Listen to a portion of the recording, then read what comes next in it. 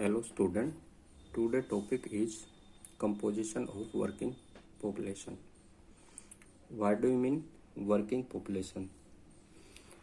Those people engaged in any gainful economic activity is known as working population. जो लोग किसी लाभकारी आर्थिक कार्यों में लगे हुए रहते हैं उन्हें हम वर्किंग पॉपुलेशन के नाम से जानते हैं. The population of India according to their economic status is divided into the three group. आर्थिक स्तर की दृष्टि से भारत की जनसंख्या को तीन वर्गों के अंदर विभाजित किया गया है. Main worker, marginal worker and non worker. Main worker वो वर्कर होते हैं जो 183 दिन या 6 महीने या इससे अधिक किसी भी गेनफुल इकोनॉमिक एक्टिविटी में एंगेज रहते हैं और वहां से अपनी आजीविका प्राप्त करते हैं. उन्हें हम मेन वर्कर के नाम से जानते हैं, मुख्य श्रमिक के नाम से जानते हैं. मुख्य श्रमिक वह व्यक्ति है जो एक वर्ष में कम से कम 183 दिन या 6 महीने किसी आर्थिक कार्यों से अपनी आजीविका प्राप्त करते हैं.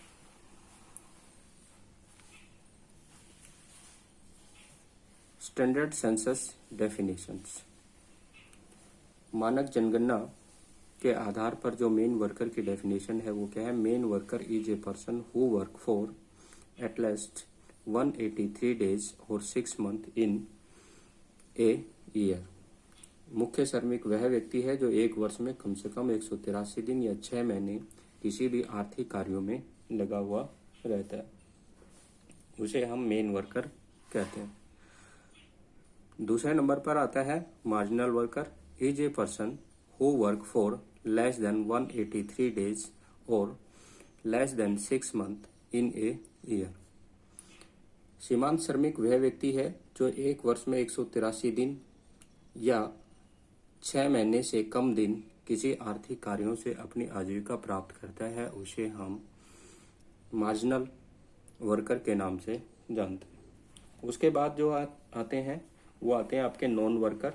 Non worker is one who does not work for earning his livelihood at any time during the year. कि वह व्यक्ति जो अपनी आजीविका प्राप्त करने के लिए पूरे वर्ष भर किसी भी प्रकार का कार्य नहीं करता है, उसे हम नॉन वर्कर या अश्रमिक के नाम से जानते हैं. It observed that in India the proportion of worker, main worker and marginal worker दोनों का प्रोपोर्शन लगा करके इंडिया के अंदर जो टोटल वर्किंग पॉपुलेशन है वो 39.8% है सेंसस 2011 के according. Living a vast majority of about 60% as non worker. और इंडिया के अंदर 60.2% जो पॉपुलेशन है ये हमारी नॉन वर्किंग आती है, मीन्स अनएम्प्लॉयमेंट पॉपुलेशन आती है जो कार्य करने के योग्य है लेकिन उसको उनके एबिलिटी, स्किल्स, टेक्नोलॉजी, एजुकेशन के अकॉर्डिंग उनको वर्क प्रोवाइड नहीं होता है. This indicates an economic status in which there is large populations of dependent population. यह एक बड़ा हिस्सा जो है वो हमें डिपेंडेंट पॉपुलेशन की जानकारी देता है कि भारत के अंदर कुल जनसंख्या का एक बड़ा अनुपात जो है वो हमारी वर्किंग पॉपुलेशन पर डिपेंड है. जो हमारी वर्किंग पॉपुलेशन 39.8% है उस पर 60.2% लोग जो हैं वो डिपेंडेंट हैं.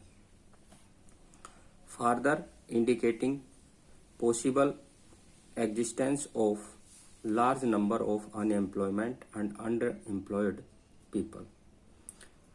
यह हमें दर्शाता है कि बेरोजगार और अल्प बेरोजगार लोगों की बड़ी संख्या भारत में होने की ओर इशारा करती है और संकेत करती है, इंडिकेटिंग करती है कि भारत के अंदर जो है वो बड़ी संख्या में बेरोजगारी और अल्प बेरोजगारी पाई जाती है. इसके बाद आते हैं आपके what is work participation rate. Work participation rate क्या होता है? Work participation rate show the proportion of worker, main worker plus marginal worker in the total population in percentage। मुख्य श्रमिक और सीमांत श्रमिक दोनों को मिलाकर के कुल जनसंख्या में जो इनका अनुपात होता है, जो इनकी प्रतिशत आती है, उसे हम वर्क पार्टिसिपेशन कहते हैं। अर्थात कुल जनसंख्या में कार्यरत लोगों की संख्या को प्रतिभागिता दर कहते हैं। इसको हम सीधे रूप से कह सकते हैं कुल जनसंख्या और कार्यरत जनसंख्या का प्रतिशत अनुपात। अर्थात कुल जनसंख्या में जितने लोग कार्यशील हैं उनके अनुपात को हम प्रतिभागिता दर के नाम से जानते हैं। सिंपल रूप वे के अंदर हम इसमें देख सकते हैं number of people engage in economic activity in the total population is known as participation rate.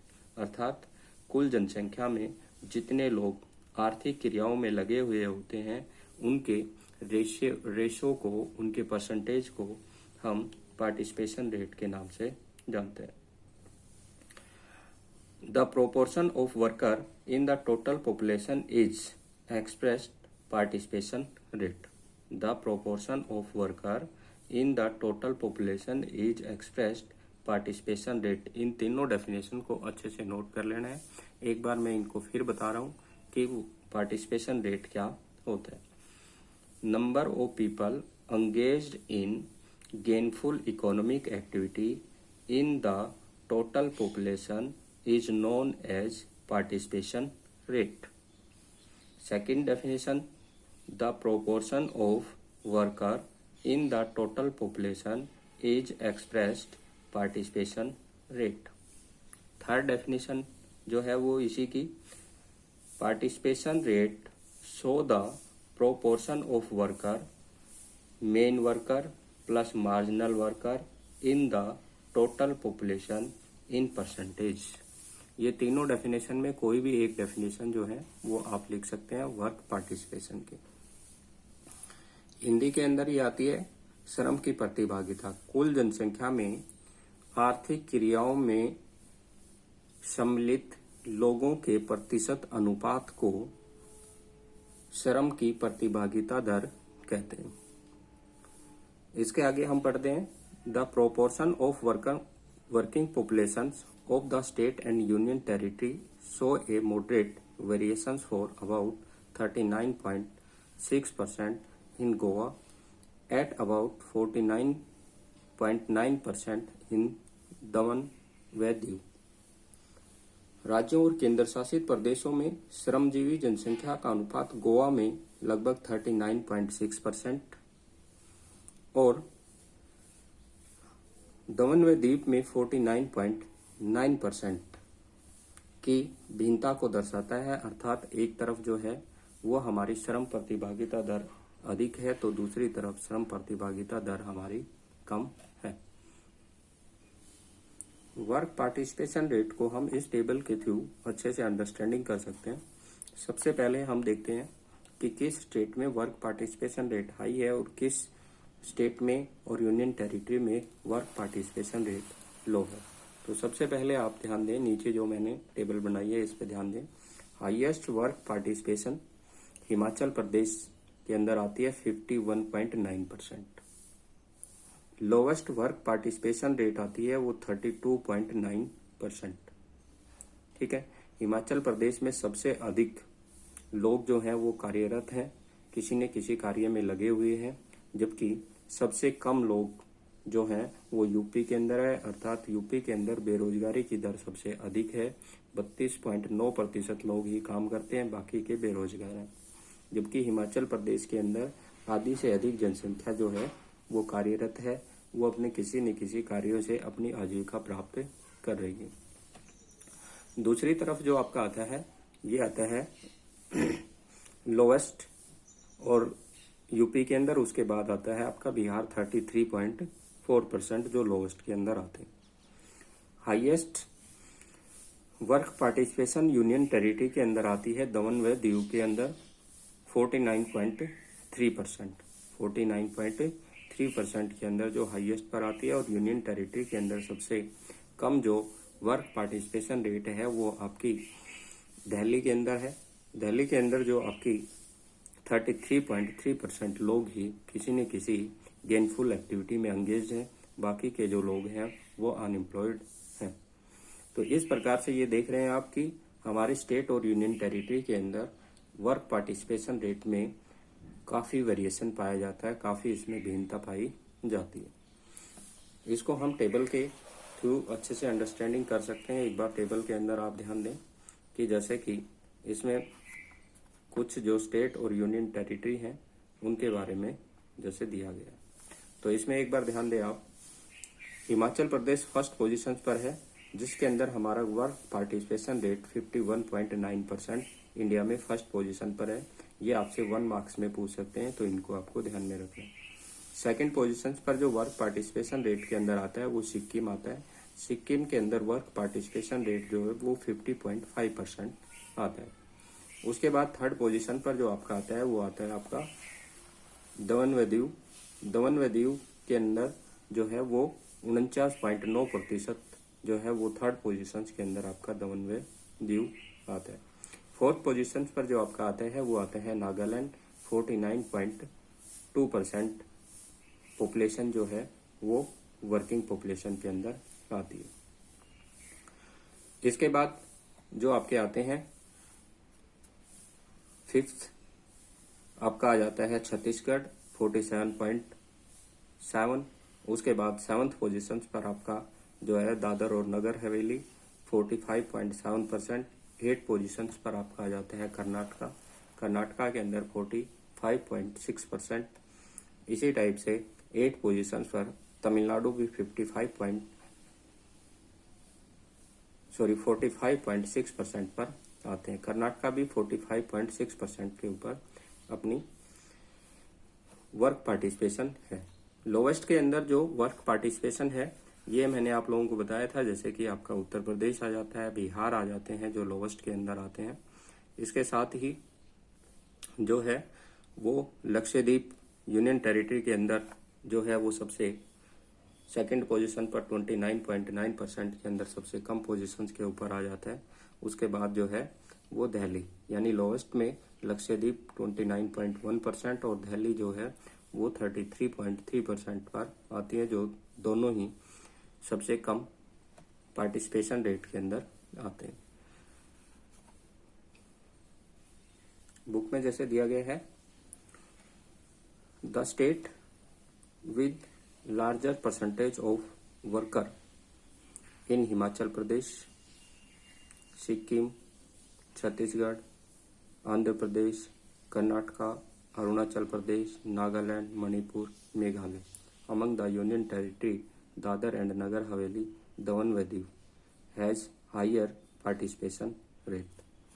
कि जो हमारे स्टेट और यूनियन टेरिटरी है इनके अंदर जो हायर पार्टिसिपेशन रेट है वो Himachal Pradesh, Sikkim, Chhattisgarh, Andhra Pradesh, Karnataka, Arunachal Pradesh, Nagaland, Manipur, Meghalaya, union territory Dadra and Nagar Haveli, Daman व दीव जो है इनके अंदर अधिकतर जनसंख्या कार्यरत है, किसी न किसी कार्य में लगी हुई है। इनमें पार्टिसिपेशन रेट हाई है। इनमें से अधिकतर जो स्टेट हैं वो आपके पहाड़ी क्षेत्र हैं या एग्रीकल्चर में एंगेज्ड जो स्टेट है, क्योंकि इन स्टेट के अंदर लोगों को प्राथमिक क्रियाकलापों में रोजगार के साधन अच्छे मिल जाते हैं, जिसके कारण से यहाँ के लोग जो हैं वो प्राथमिक क्रियाओं से अपनी आजीविका प्राप्त करते हैं, जिसके कारण से यहाँ पार्टिसिपेशन रेट हाई हो जाता है। आगे ध्यान दें, it is understood that in the context of a country like India the work participation rate tend to be higher in the area of lower level of economic development. ये बताया गया है कि जिन स्टेट के अंदर इंडिया में economic development का level low है उनके अंदर वर्क पार्टिसिपेशन रेट जो है वो अधिक है, क्योंकि ये लोग जो हैं वो अपनी आवश्यकताओं को पूरा करने के लिए किसी न किसी आर्थिक क्रियाओं में लगे हुए रहते हैं। आगे ध्यान दें, इसमें the level of economic development since number of manual worker are needed to perform the subsistence और नियर सब्सिटेंस इकोनॉमिक एक्टिविटी, क्योंकि ये लोग अपने निर्वाह या जीवन निर्वाह की आर्थिक क्रियाओं के लिए किसी न किसी प्रकार की कार्यों के अंदर इन में लगे हुए रहते हैं और इन कार्यों से अपनी ज़रूरतों को ये पूरा करते हैं, जिसके कारण से यहाँ पर पार्टिसिपेशन रेट हाई पाया जाता है। इसके बाद हम पढ़ते हैं the occupational compositions. Occupational compositions के अंदर की हमारी टोटल जो वर्कफोर्स है उसको कौन कौन से इकोनॉमिक एक्टिविटी के अंदर डिवाइड किया गया है। ऑक्यूपेशनल कंपोजिशंस के अंदर जो व्यावसायिक संगठन आता है कि हमारे कौन कौन से इकोनॉमिक एक्टिविटी हैं। तो इकोनॉमिक एक्टिविटी हमने पिछली बुक में पढ़ा था कि primary activity, secondary, tertiary, quaternary, quinary, और इनमें जो एग्रीकल्चर सेक्टर है उनको किस किस पार्ट के अंदर डिवाइड किया गया है, जैसे कि आपके agriculture labour, house hold industries और अदर जो वर्कर हैं इनके अंदर इनको डिवाइड किया गया है। तो कौन कौन से के अंदर किस किस में आते हैं। India's population which actually means engagement on a individual in the farming, manufacturing, trade, service or any kind of the professional activities, कि भारत के जो लोग हैं वास्तव में खेती, विनिर्माण, व्यापार, सेवाओं और अन्य प्रकार की जो क्रियाकलाप होते हैं उसके अंदर अपनी आजीविका जो है वो प्राप्त करते हैं। भारत की मैक्सिमम वर्कफोर्स जो है वो प्राइमरी एक्टिविटी से अपनी आजीविका प्राप्त करती है, जैसे कि show a large proportion of primary sector worker compare to the secondary and tertiary sector, कि टर्सरी और सेकेंडरी सेक्टर के कंपेयर के अंदर कि इनकी अगर हम तुलना करें तो प्राथमिक सेक्टर में भारत में बड़ी संख्या में श्रमिक अपनी आजीविका प्राप्त करते हैं। अबाउट 54.6% ऑफ टोटल, ये डेटा है आपको ध्यान में रखना है कि हमारी प्राइमरी एक्टिविटी में कितनी परसेंट पॉपुलेशन है वो लगी हुई है। About 54.6% of total working population are cultivator and agriculture labour, whereas only 3.8% of worker are engage in household industry, यानी कि हमारी सेकेंडरी एक्टिविटी के अंदर 3.8%, प्राइमरी एक्टिविटी के अंदर 54.6% एंड द अदर सेक्टर जो हैं जिसमें टर्सरी सेक्टर आ जाते हैं 41.6%, जो other worker including non household industries जो लगे हुए हैं वो ट्रेड, कॉमर्स, कंस्ट्रक्शन और रिपेयर और अदर सर्विस के अंदर इन्वॉल्व है। As far as the occupation of the country's male and female population is concern, male worker outnumber female worker in all the three sector less, कि तीनों sector के अंदर जो महिलाओं का प्रतिशत अनुपात है रोजगार के अंदर वो कम पाया जाता है। देश की पुरुष और स्त्री जनसंख्या के व्यावसायिक जो प्रतिरूप है उसमें पुरुष श्रमिकों की संख्या स्त्री श्रमिकों की संख्या से तीनों सेक्टर के अंदर अधिक पाई जाती है, जिसको हम टेबल के अंदर देखते हैं। जैसा कि टेबल में हम देख रहे हैं, टेबल में दिखाया गया है कि हमारी प्राइमरी सेक्टर के अंदर 54.6% पॉपुलेशन लगी हुई है, जिसमें मेल पॉपुलेशन जो है वो 16,54,47,075% जो है इसके अंदर मेल लगे हुए हैं, जबकि फीमेल जो है वो केवल जो लगी हुई हैं वो 9,75,75,398। इसी प्रकार से सेकेंडरी सेक्टर के अंदर भी इनका रेशो जो है वो देख रहे हैं आप कि हमारी जो मेल है वो 97,75,635 है, जबकि फीमेल हैं वो 85 लाख के पास ही आती है। इसी टाइप से जो टर्सरी सेक्टर है उसके अंदर भी हमारे मेल जो है वो 15,66,00,000 के आसपास है, जबकि फीमेल जो है वो केवल 4,37,00,000 ही टर्सरी सेक्टर के अंदर अपनी आजीविका प्राप्त कर रही है। मीन्स फीमेल का जो वर्किंग पॉपुलेशन के अंदर रेशो है वो बहुत ही कम है। मीन्स फीमेल को उनकी एबिलिटी के according proper job opportunities provide नहीं हो पा रही हैं। इनमें सोशल डिस्क्रिमिनेशंस या अदर्स फैक्टर के कारण से इनको इक्वलिटी नहीं मिल पा रही है, इनको इक्वल राइट प्रोवाइड नहीं हो रहे हैं। टेबल में जैसे दिखाया गया है कि फीमेल जो है वो सबसे अधिक प्राइमरी सेक्टर के अंदर ही एंगेज्ड है। तो इसका रीजन ये है कि फीमेल को बेटर जॉब अपॉर्चुनिटीज प्रोवाइड नहीं हो पाती हैं, इनका लिटरेसी स्किल्स और टेक्नोलॉजी का लेवल लेस है, जिसके कारण से इनको सेकेंडरी और टर्सरी सेक्टर के अंदर जॉब अपॉर्चुनिटीज कम प्राप्त होती हैं। साथ ही जो सोशल डिस्क्रिमिनेशन है उसके कारण से भी इनको जॉब रिसीव नहीं हो पाती हैं। थर्ड, इनको सिक्योरिटी और अदर फैक्टर होते हैं जिसके कारण से ये रूरल एरिया से अर्बन एरिया की ओर माइग्रेट नहीं कर पाती हैं। और इंडिया के अंदर अर्बन रूरल एरिया के अंदर सेकेंडरी और टर्सरी एक्टिविटी की फैसिलिटी प्रोवाइड नहीं है, जिसके कारण से महिलाएं जो हैं वो गाँव में रह करके कृषि कार्यों में लगी हुई रहती हैं, इसलिए कृषि में उनका परसेंटेज जो है वो हाई है। आगे देखिए इसमें, the number of female worker is relatively high in primary sector, though in the recent year there has been some important in the work participation of women in secondary and tertiary sector। लेकिन पिछले कुछ वर्षों से महिलाओं का secondary और tertiary sector है उसके अंदर भी अनुपात धीरे धीरे जो है वो बढ़ रहा है। इसके बाद आता है एक important point, it is important to note that the proportion of worker in agriculture sector in India has shown a decline over the last few decade। ये क्वेश्चन बन सकता है आपका, इसका एक्सप्लेन पूछ सकते हैं आप कि इस स्टेटमेंट को के पक्ष में आप अपने तर्क दीजिए, इसके फेवर के अंदर अपने जो पॉइंट हैं वो बताइए कि भारत के अंदर पिछले कुछ दशकों से कृषि सेक्टर के अंदर श्रमिकों का अनुपात कम हो रहा है, इसके क्या कारण है। जैसे कि इसमें दिया गया है कि हमारे 2001 के अंदर प्राइमरी सेक्टर के अंदर जो हमारी वर्कफोर्स थी वो 58.2% थी, जबकि 2011 के अंदर ये रिड्यूस होकर के 54.6% हुई। तो इसका रीजन क्या है, तो इसके रीजन है वो आपको ये बताना है कि प्राइमरी सेक्टर के अंदर बेटर जॉब अपॉर्चुनिटीज नहीं है, बेटर लिविंग स्टैंडर्ड अवेलेबल नहीं है, बेटर इनकम रिसोर्स नहीं है, जिसके कारण से इस सेक्टर को लोग छोड़ करके टर्सरी और सेकेंडरी एक्टिविटीज के अंदर एंगेज हो रहे हैं। दूसरी बात यह है कि सेकेंडरी और टर्सरी एक्टिविटी फास्टली इंक्रीज हो रही हैं, इनमें बेटर जॉब अपॉर्चुनिटीज इंक्रीज हो रही हैं, जिसके कारण से एग्रीकल्चर सेक्टर या प्राइमरी सेक्टर को वर्किंग पॉपुलेशंस लेफ्ट करके उसको छोड़ करके सेकेंडरी और टर्सरी को ज्वाइन कर रहे हैं।